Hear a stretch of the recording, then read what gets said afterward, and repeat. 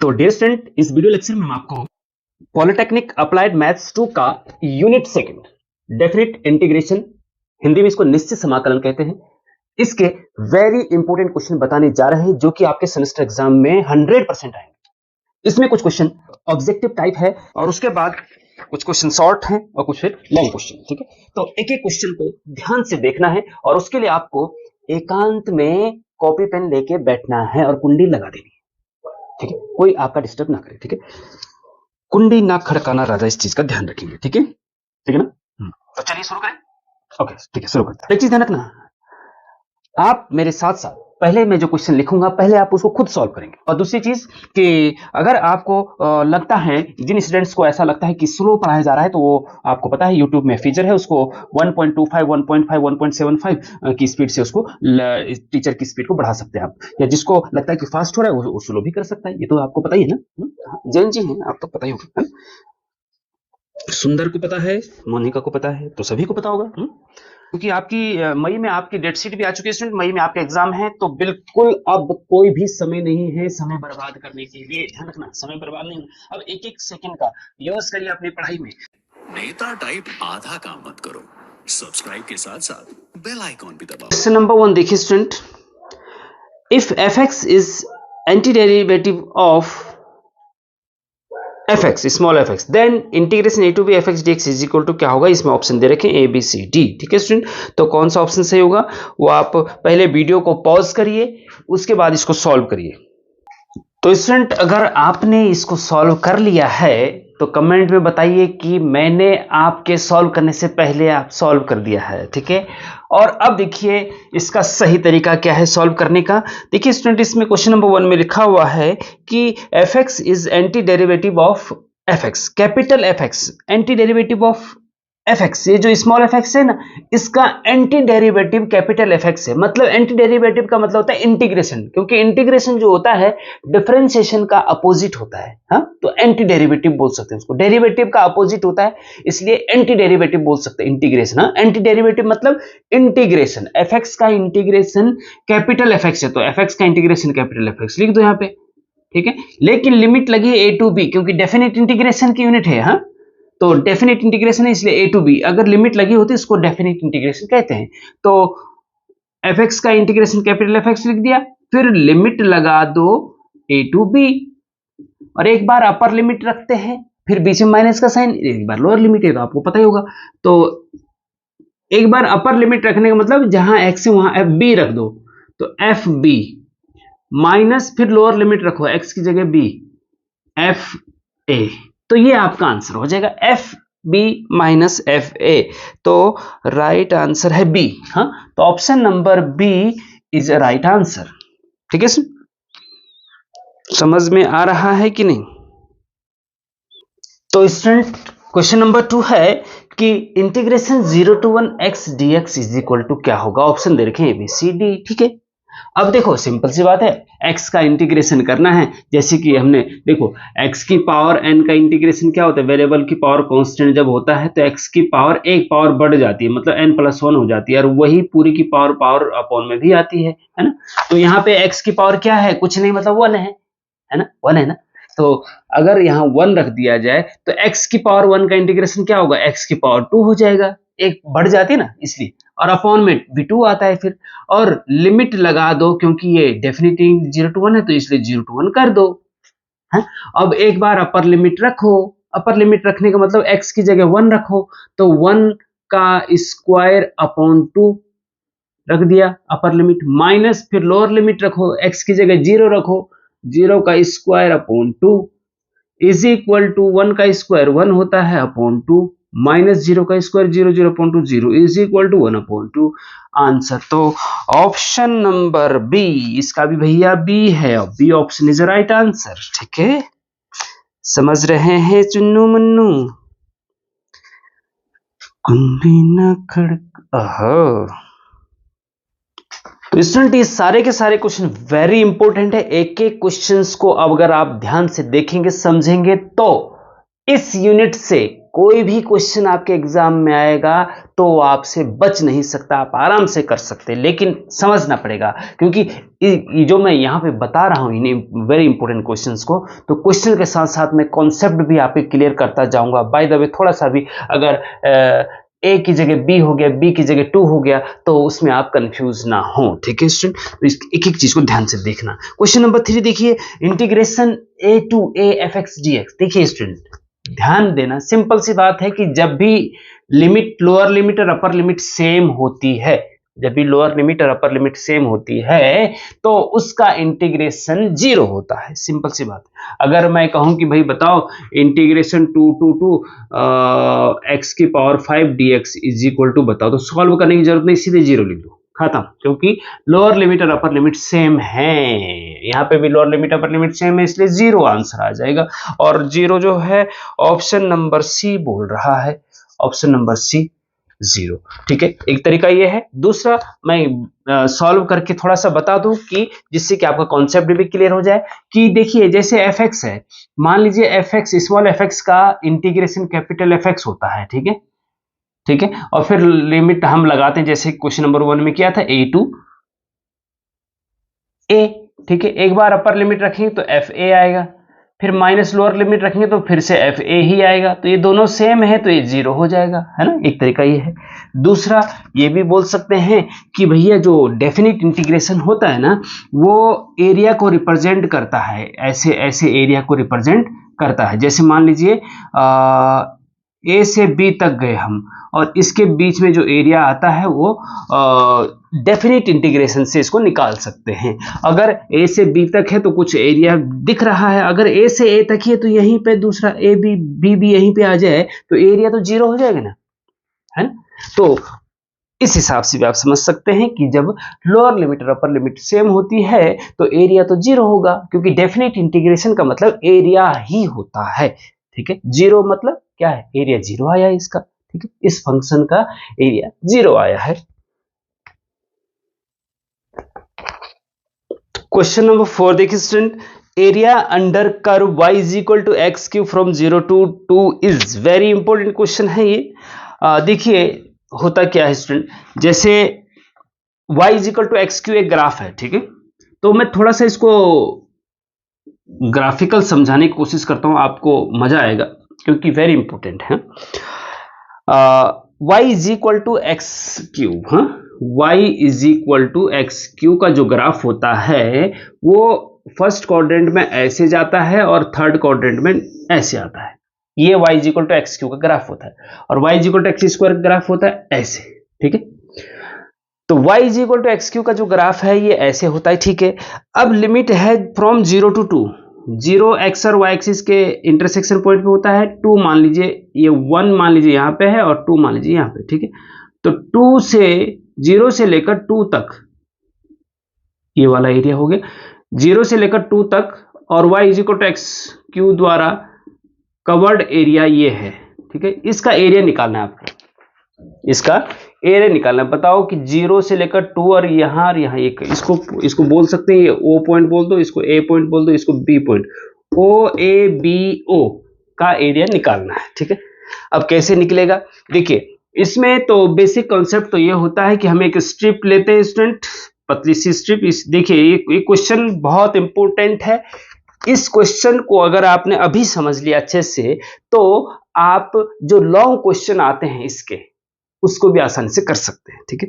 तो देखिए एक स्ट्रिप लिया हमने, छोटी सी पतली सी स्ट्रिप ली, और इसकी जो चौड़ाई है वो dx और इसकी जो लंबाई है वो y ले लिया, ठीक है। तो ये जो आयताकार पट्टी है, रेक्टेंगुलर स्ट्रिप है, इसकी लंबाई y है और चौड़ाई dx है, विड्थ dx है।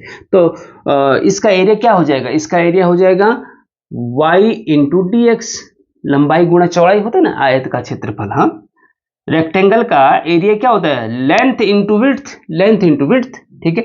अब ये स्ट्रिप जो है 0 से लेकर 2 तक जानी है, तो इसलिए इसको लगा दो 0 से लेकर 2 तक, ठीक है। हम क्या निकाल रहे हैं, एरिया निकाल रहे हैं, area under the curve y is equal to X cube, ठीक है, और 0 से 2 तक, ठीक है। क्वेश्चन में दिख रहा है। तो एरिया इज इक्वल टू हो जाएगा y dx और 0 से 2 तक। y dx तो इस स्ट्रिप की एरिया हो गया, और लेकिन ये स्ट्रिप हमने 0 से लेकर 2 तक ले जानी ऐसे, तो इंटीग्रेशन 0 to 2 लगा दो। तो डेफिनेट इंटीग्रेशन होता ही एरिया निकालने के लिए है।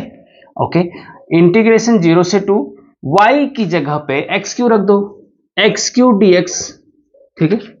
ओके, एक्स क्यू का इंटीग्रेशन x की पावर 4/4 होता है, ये आपको पता होना चाहिए। हाँ, वेरिएबल की पावर कांस्टेंट जब होती है तो जिसका इंटीग्रेशन होता है एक पावर बढ़ जाती है, 3 है तो 4 हो जाएगी, और वही अपॉन में भी आता है। और लिमिट लगा दो 0 से 2। एक बार अपर लिमिट रखो तो x की जगह 2 रखो, 2 की पावर 4/4, 2 की पावर 4, x की जगह 2 रखो बस, और एज इट इज।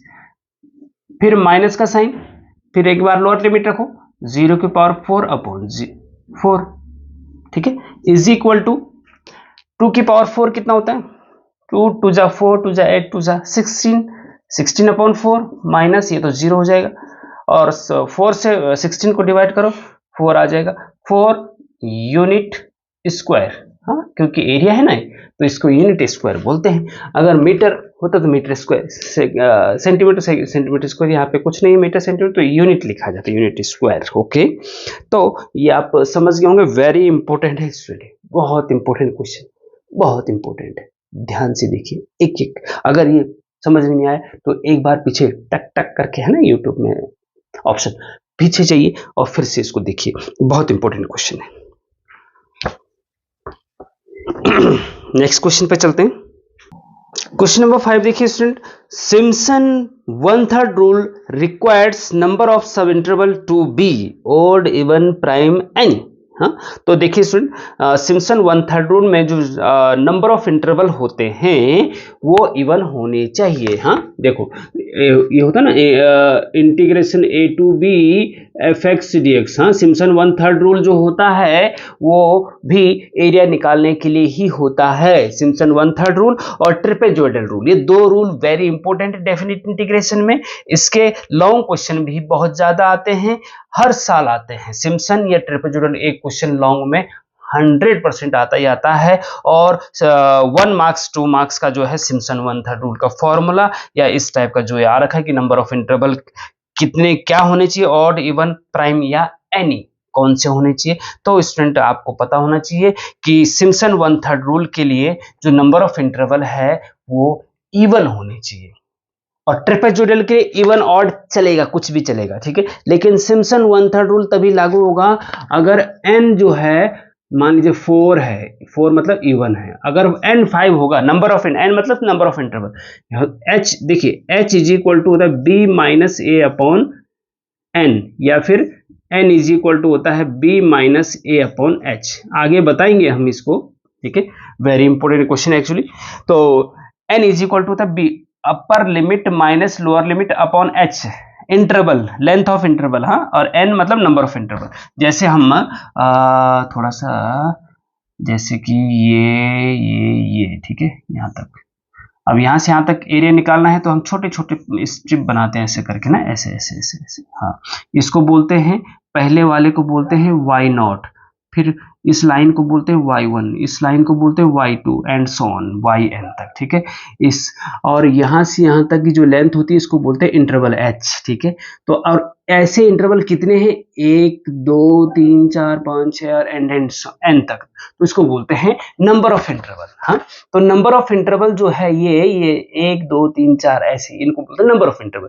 तो जो ये नंबर ऑफ इंटरवल है स्टूडेंट, ये जो है सिम्पसन 1/3 रूल के लिए इवन होने चाहिए, तभी सिम्पसन 1/3 रूल लागू हो सकता है, सॉल्व किया जा सकता है सिम्पसन 1/3 रूल से। बस कुछ नहीं करना इसमें। क्वेश्चन नंबर 5 का B is a right answer आप लिख देंगे, और कुछ नहीं करना है। कॉन्सेप्ट आप समझ गए होंगे, अगर नहीं समझे हैं तो कमेंट में मुझे बताइए कि हमें नहीं समझ में आया है, तो फिर से मैं बताने की कोशिश करता हूँ।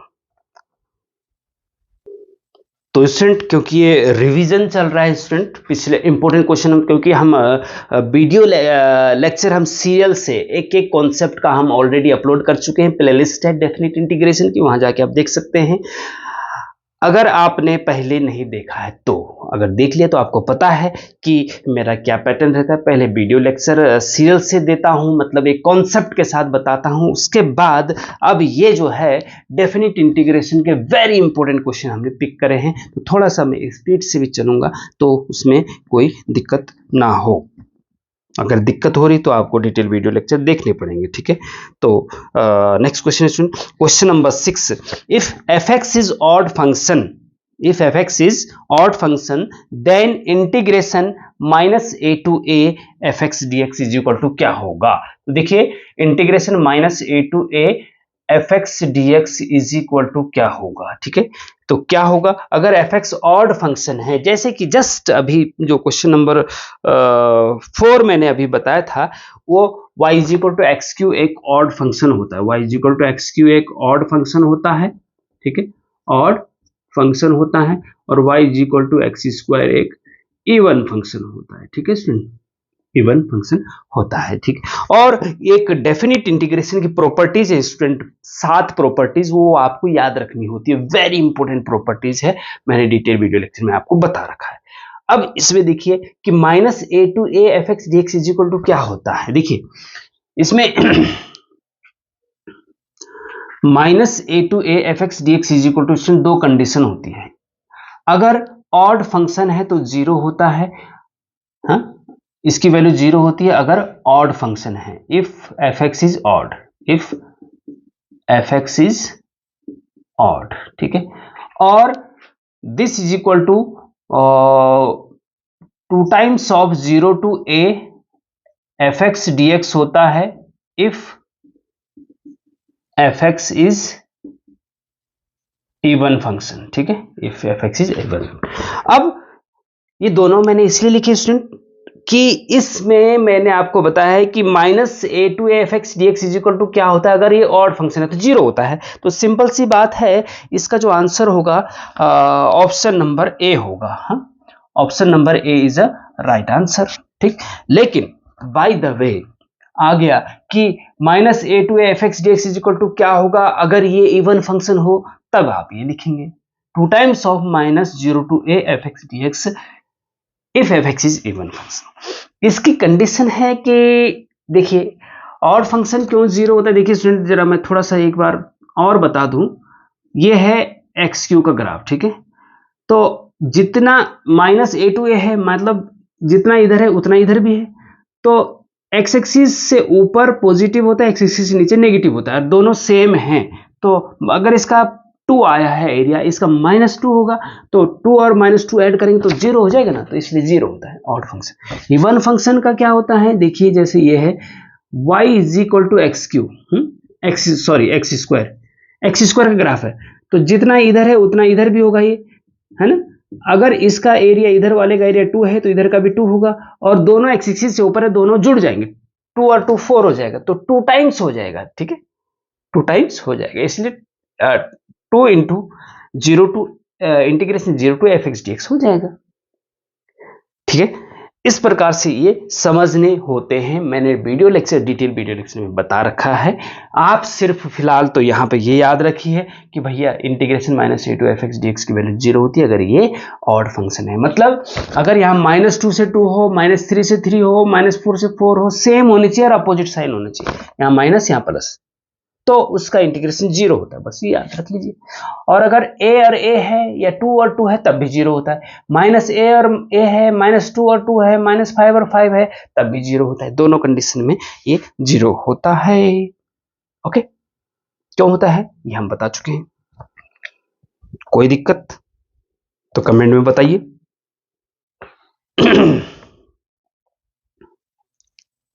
अच्छा, क्वेश्चन नंबर 7 है स्टूडेंट,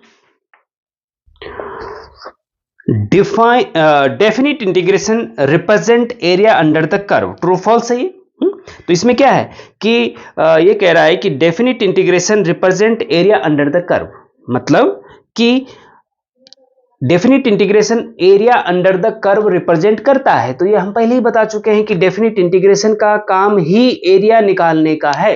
डेफिनिट इंटीग्रेशन मतलब एरिया निकालना, जिगजॉग एरिया निकालना। हाँ, तो ये ट्रू हो गया, सिंपल है। Question number 7 is true, true लिख दीजिए, ठीक है। क्या लिखेंगे, ट्रू लिखेंगे। ओके, चलो हमें यहाँ लिखने की जरूरत नहीं है, आप समझ गए। क्वेश्चन नंबर 8 देखिए स्टूडेंट कि integration -a to a fx dx is equal to होता है integration 0 to a f of a plus x dx। क्या ये ट्रू है या फॉल्स है बताइए। वीडियो को पॉज करके पहले कमेंट में लिखिए कि ये ट्रू है या फॉल्स है। और नहीं पता तो वीडियो को फिर ऑन करिए और फिर हम बताते हैं। Integration 0 to a fx dx is equal, देखिए स्टूडेंट ये integration 0 to fx dx is equal to एक प्रॉपर्टी है, integration 0 to a f of a minus X dx, ठीक है। लेकिन यहाँ पे क्या है, a प्लस एक्स है, तो ये फॉल्स होगा। यहाँ पे क्वेश्चन नंबर 8 में आप फॉल्स लिखेंगे क्योंकि ये प्रॉपर्टी है डेफिनेट इंटीग्रेशन की, integration 0 to fx dx is equal to integration 0 to a f of a minus X होता है। जैसे कि मान लीजिए क्वेश्चन आ रखा है कि इंटीग्रेशन 0 से π/2 और sin x dx, तो इसको ऐसा लिख सकते हैं इंटीग्रेशन 0 से π/2 और sin x की जगह π/2 माइनस एक्स, x की जगह पे अपर लिमिट माइनस एक्स, x की जगह पे अपर limit minus a minus x, ठीक है। यहाँ पे अपर लिमिट π/2 थी तो π/2 माइनस एक्स, x की जगह π/2 माइनस एक्स। लेकिन यहाँ पे dx में मत करना, हाँ ये dx केवल फंक्शन में x जो होगा उसमें x की जगह पे अपर लिमिट माइनस एक्स रखते हैं, बस ये प्रॉपर्टी है और वेरी इंपॉर्टेंट प्रॉपर्टी है ये। इससे आप और जो आगे हम लॉन्ग और शॉर्ट क्वेश्चन बताएंगे इसमें वेरी हेल्पफुल रहता है। ये जो डेफिनेट इंटीग्रेशन की 7 प्रॉपर्टीज है उनको जरूर याद कर लेना और उसके लिए आपको मैं डिस्क्रिप्शन में लिंक दे देता हूं, डेफिनेट इंटीग्रेशन की प्रॉपर्टीज के नाम से एक लेक्चर है, उसको आप देख सकते हैं अगर नहीं पता आपको तो, लेकिन अगर पता है तो उनको याद रखना बहुत जरूरी है एग्जाम के लिए, ठीक है स्टूडेंट। हाँ और ठीक है, ये हो गया। अब चलते हैं नेक्स्ट क्वेश्चन पे, क्वेश्चन नंबर 9। तो क्वेश्चन नंबर 9 है इंटीग्रेशन 0 to 3x² + 1 dx, ठीक है। तो कैसे करेंगे इसको, देखिए 3x² + 1 का इंटीग्रेशन कर दो और लिमिट लगा दो 0 से 2, सिंपल है ना, सिंपल है कि नहीं, हाँ है, लेकिन करना पड़ेगा, आंसर सही आना चाहिए। देखिए 3x², देखिए इसमें क्या करते हैं स्टूडेंट प्लस, हम मैं थोड़ा सा लॉन्ग तरीके से बताऊंगा जिससे कि आपका एक एक चीज कॉन्सेप्ट क्लियर हो जाए, एग्जाम में आप गलत ना करो, ठीक है। तो 3x² एक टर्म है, फिर प्लस है, फिर 1 है, तो 3x² का अलग इंटीग्रेशन, प्लस बीच में, फिर 1 का इंटीग्रेशन अलग होगा, ठीक है। तो देखिए ये, और लेकिन 3x² का इंटीग्रेशन अलग होगा, लेकिन 3 कॉन्स्टेंट है वो बाहर आ जाता है, 3 बाहर आ जाता है इंटीग्रेशन से और लिमिट लगेगी 0 से 2, x² बचेगा अंदर, है ना। 3x² का होना था ना, 3 बाहर ले लिया हमने, ठीक है, और dx लगा दिया, फिर प्लस, फिर 1 का इंटीग्रेशन 0 to 2 1 dx, ठीक है, ठीक है ना। ओके, अब देखिए आगे 3 ये अपनी जगह पे है इंटू x² का इंटीग्रेशन क्या होता है बताइए, x² का इंटीग्रेशन, हाँ वेरिएबल की पावर कांस्टेंट कई बार बता चुके हैं, एक पावर बढ़ा दी जाती है, तो x² का इंटीग्रेशन होता है x³/3, x की स्क्वायर है ना तो 3 हो जाएगा और लिमिट लग जाएगी आपकी 0 से 2, प्लस 1 का इंटीग्रेशन x होता है, पता होना चाहिए आपको, x होता है और लिमिट लग जाएगी आपकी 0 से 2, ठीक है। अब इसको आपको थोड़ा सा 3 आपका बाहर है, अंदर जो एक बार अपर लिमिट रखो, 2 x की जगह 2 रखो तो 2 की पावर 3/3 माइनस एक बार लोअर लिमिट रखो 0 की पावर 3/3, ठीक है, फिर प्लस का साइन है बीच में, फिर एक बार अपर लिमिट x की जगह 2 माइनस फिर एक बार लोअर लिमिट 0, ठीक है। तो सिंपल सॉल्व कर लो, 3 बाहर है आपका, 2 की पावर 3 8/3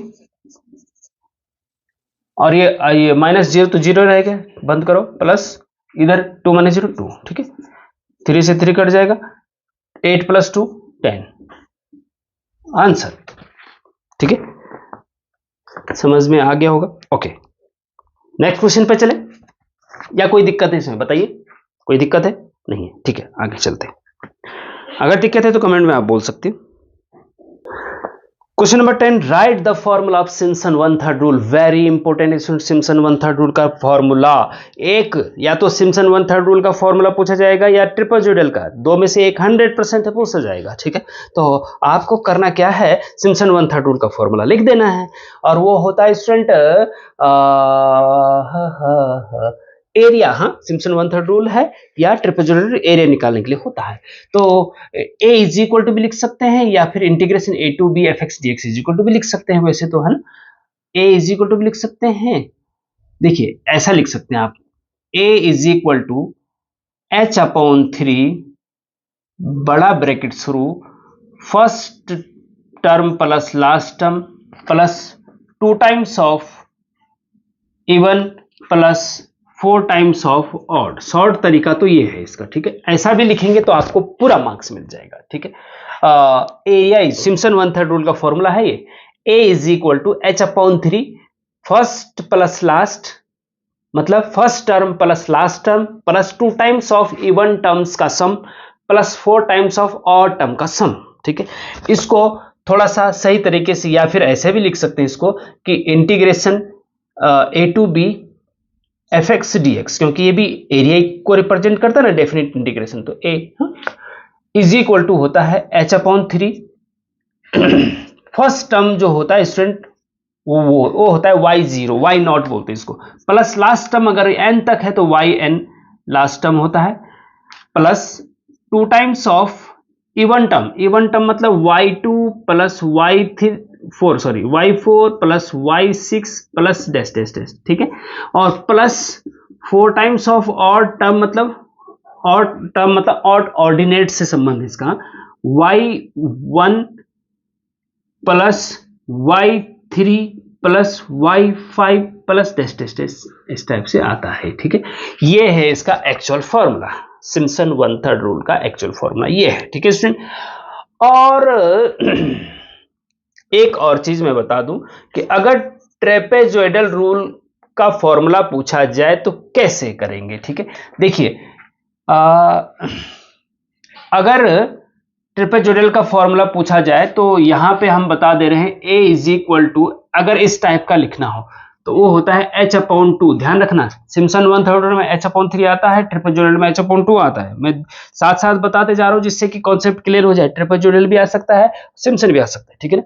हाँ, तो h अपॉन 2 ब्रैकेट में first plus last as it is जैसे इसमें होता है, और plus 2 times of all ordinate, इसमें ऑड इवन नहीं आता, ऑल आता है, ये है उसका फॉर्मूला, ठीक है। और इस तरीके से लिखना है ट्रेपेजॉइडल को, तो ये ऐसे लिखेंगे a to B F X D X is equal to h upon 2 first term y not plus last term yn, ठीक है, प्लस 2 टाइम्स ऑफ ऑल मतलब y1 से शुरू, y0 के बाद y1 y2 y3 आता ना, तो y1 plus y2 plus y3 plus y4 plus y5 plus dash dash dash dash last तक जाएगा, yn माइनस 1 तक जाएगा, है ना। yn तो लास्ट टर्म तो यहाँ पे उससे पहले वाले तक जाएगा, ठीक है ना। तो ट्रेपेजॉइडल का फॉर्मूला ये है स्टूडेंट, सिम्पसन का ये है, शॉर्टकट में सिम्पसन का ये है और ट्रेपेजॉइडल का ये है, ठीक है। अब आप भूलेंगे नहीं, ध्यान रखना, ठीक है। मयंक राज याद रहेगा, मोनिका याद रहेगा, ओके।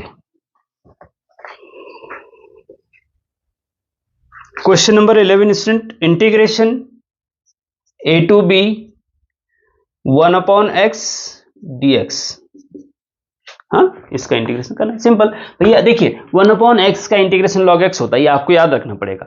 अगर अपॉन में है x और उसकी पावर 1 है तो मतलब 1 अपॉन x, और उसका इंटीग्रेशन log x होता है। तो 1 अपॉन x का इंटीग्रेशन log x होता है, और लिमिट यहाँ पे a टू b है तो a टू b लगा दीजिए, एक बार अपर लिमिट रखिए तो log b हो जाएगा, फिर माइनस का साइन लोअर लिमिट रखिए तो log a हो जाएगा, ठीक है स्टूडेंट। और आपको पता है log m minus log n log b upon a होता है, log b minus log a log b upon a होता है, log की प्रॉपर्टी है ये, ठीक है।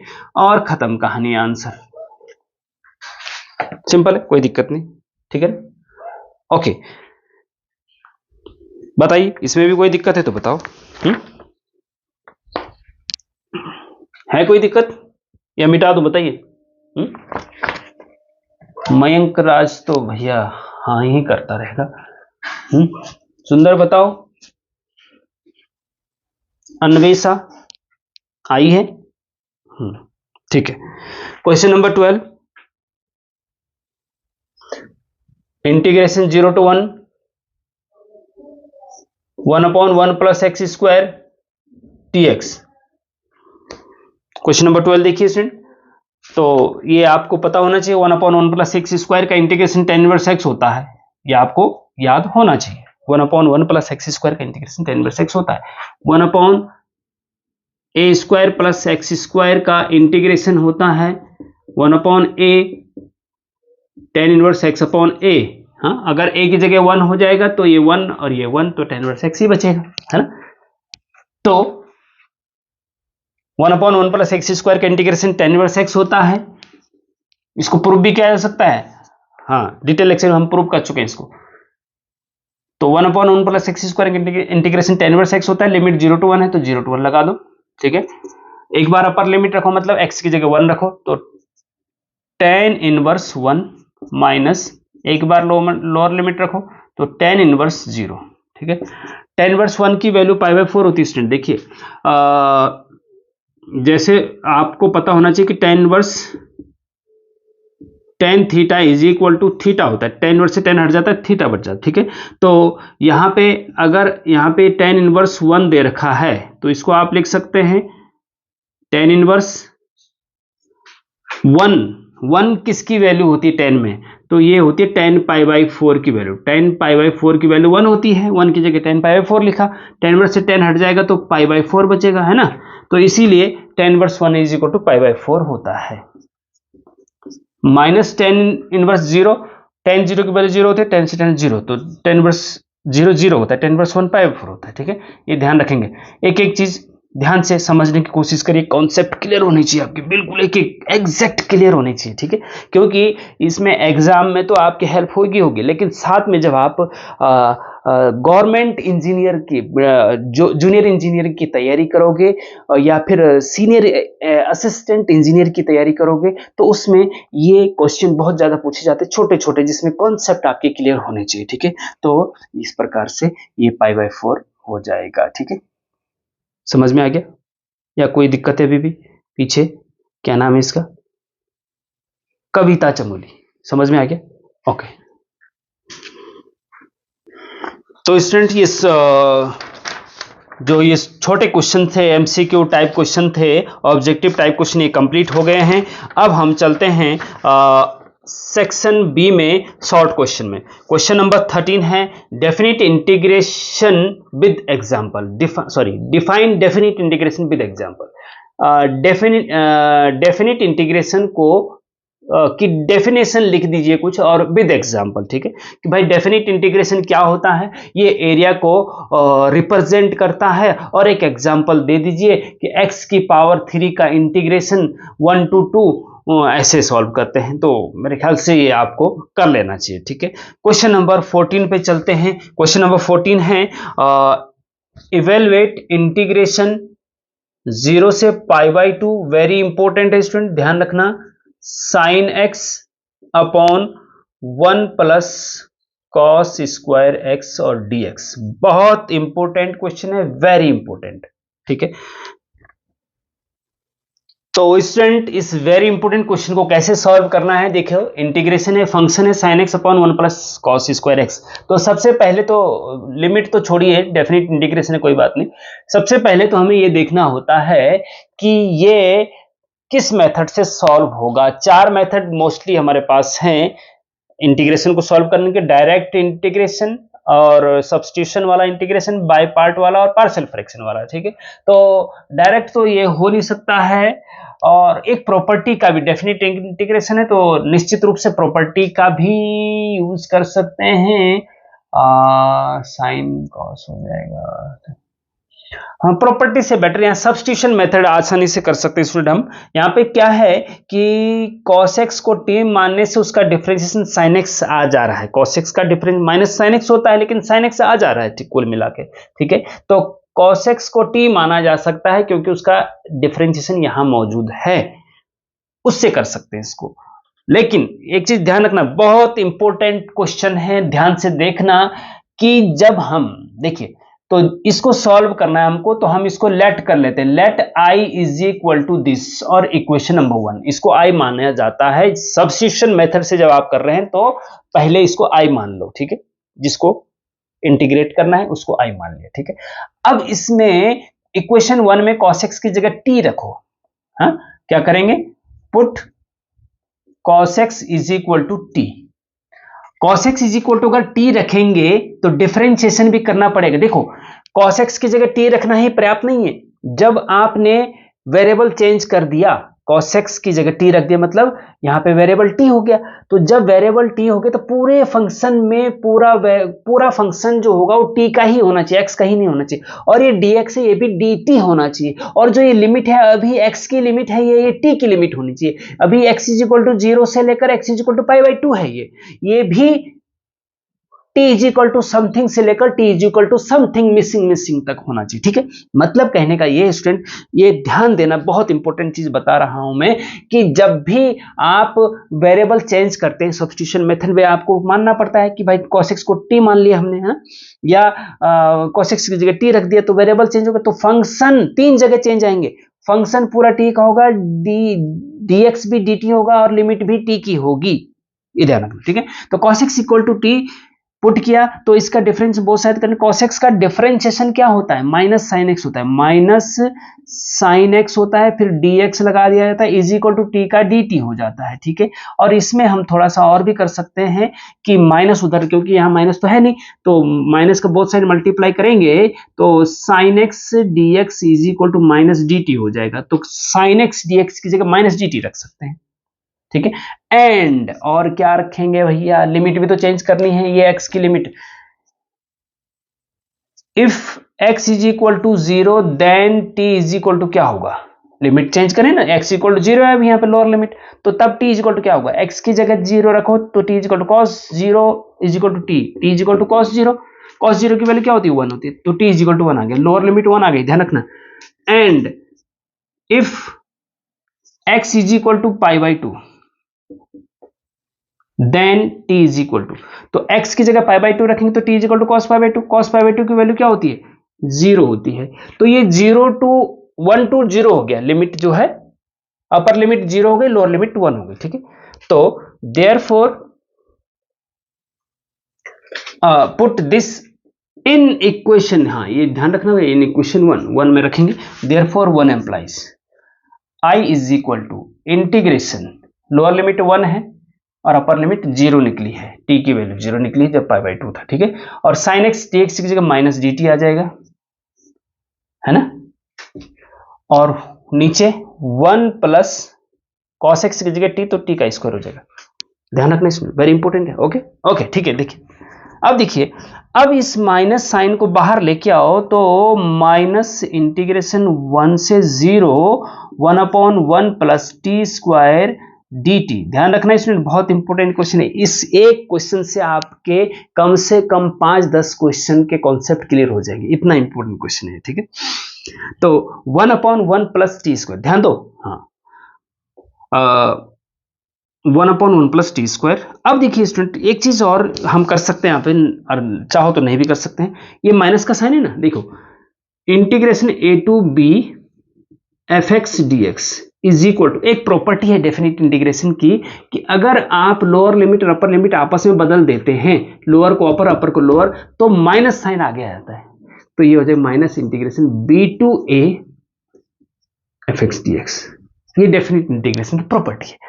यहां पे अगर हम आपस में इसको बदल दे, 0 को नीचे लाए 1 को ऊपर ले जाए, क्योंकि लोअर लिमिट छोटी वाली होनी चाहिए, अपर लिमिट बड़ी वाली होनी, यहां उल्टा हो गया, तो 0 को नीचे लाओ 1 को ऊपर ले जाओ तो माइनस आगे आ जाएगा, और यहां माइनस एक ऑलरेडी है तो माइनस माइनस प्लस हो जाएगा, ध्यान रखना, ये हो जाएगा 0 टू 1, अब ये माइनस माइनस प्लस हो गया, 1/1 प्लस टी स्क्वायर dt, ठीक है, okay, is equal to 1/1 plus T square, just अभी क्या हमने 1/1 प्लस एक्स स्क्वायर का tan इनवर्स x होता है, तो 1/1 प्लस टी स्क्वायर का tan इनवर्स t होता है, tan इनवर्स t, और लिमिट लगा दो 0 to 1। यहाँ पे वापस t को वापस रखने की जरूरत नहीं है क्योंकि डेफिनेट इंटीग्रेशन है, लिमिट लगनी है इसमें और ऑलरेडी वो फिर आ जाना है। तो ये वही, तो एक बार अपर लिमिट, तो tan इनवर्स 1 माइनस t की जगह एक बार 1 एक बार 0, ठीक है।